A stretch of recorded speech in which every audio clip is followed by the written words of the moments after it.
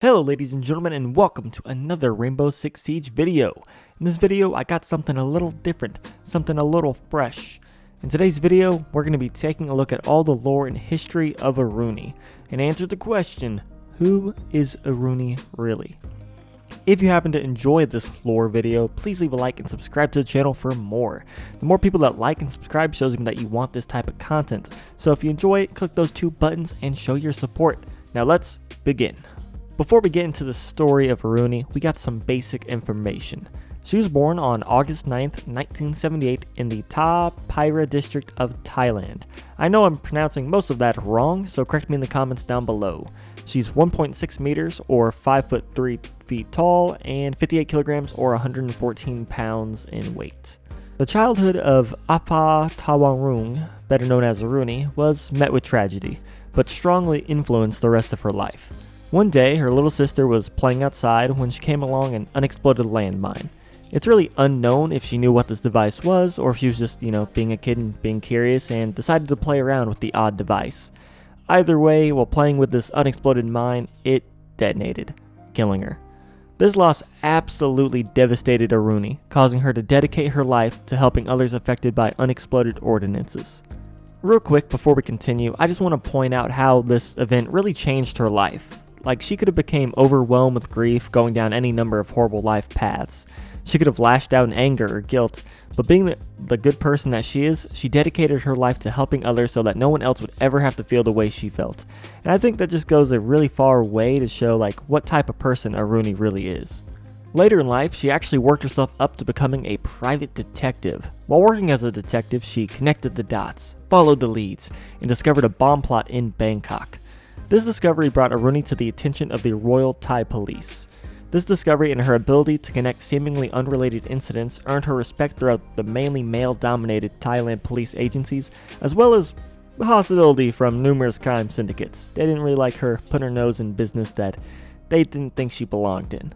So the RTP offered her a job as a detective in the Crime Suppression Division.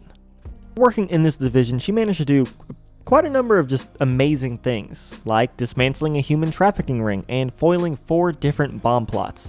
Her amazing wit and ability to track and connect diverse shipments of explosive materials was greatly lauded by her superiors. Although she had a kinda minor habit of, bending the rules in the favor of speeding up the different processes, which earned her a number of minor infractions, but in the grand scheme of things, she didn't really care, because she was speeding up the process and helping the people that needed to be helped. From her early life choice, we learned that she had a good heart, wanting to dedicate her life to saving others from her own grief. But from all this, we learned that she's extremely smart. She's got a big brain, like a big brain. Her natural ability to connect the dots and put things together, coupled with her smarts, means she was able to foil several different bomb plots and break up a human trafficking ring. Just think about how often you hear about that stuff in real life. It's pretty rare that this much stuff gets foiled. This just proves how smart she really is, that she was able to do so much in a relatively short span of time in the grand scheme of things. Fortunately, her police career ended nearly along with her life while working on an operation in Bangkok. She was working with Jordan Trace, aka Thermite. Y'all know Thermite. She was working with him and the pair had been tracking down a weapons racket when a bomb was discovered. They decided it would be best to get this bomb as far away from people as possible, so they loaded it up into a pickup truck and began speeding away. While in the truck, Thermite attempted to defuse the bomb, but he ultimately failed when the truck suffered a head-on collision. This accident destroyed Aruni. The explosion caused her to lose her left arm and left leg, as you guys can clearly see, while Thermite only suffered third-degree burns on his hands and arms. Despite all of this, losing several limbs, she managed to make a full recovery and continue working as a private detective, no longer affiliated with the RTP though. This accident reveals a lot, most importantly how she lost her limbs, which I think has always been a big question ever since her reveal. Before diving into her lore, I knew that it was going to be bad, but not that bad. A point-blank explosion, that's bad. I also didn't really know she knew Thermite, which is an interesting connection that will expand later on in this video. Following this, Aruni was approached by one Jamini Shah, aka Kali, in late 2020. She heard about the amazing detective work Aruni has done and is capable of, so she offered her a position to join Nighthaven. In addition to offering her a job, Kali also offered her cutting-edge prosthetics as well as donating parts of her pay to charities. Easy enough to say, Kali made her an offer she couldn't refuse, and Aruni accepted this offer. Through her connection to Nighthaven and Nighthaven's current agreement with Rainbow, she became a Rainbow operative. While training at the stadium, she met up with Thermite and told him that the incident in Bangkok was not his fault and that she never blamed him for her energies. She had no ill will towards him. This all explains how Aruni got her prosthetic arm and legs and why it's so advanced, and how she joined Rainbow. I mean, Kali made Aruni an offer she just couldn't refuse. After all, Kali does have those fat stacks of PMC money, you know what I mean? It's also nice that Aruni approached Thermite and gave him all that closure. I mean, if I were in Thermite's shoes, I would feel pretty guilty about what happened. I feel like all that is my fault and that, I fucked it up. But Aruni let him know how she felt, and I think that's a pretty touching thing, that Aruni, sought out Thermite and was like, hey, I don't blame you. It's not your fault. We good. Moving on, we have the psychological report from Harry and, surprisingly, Thermite.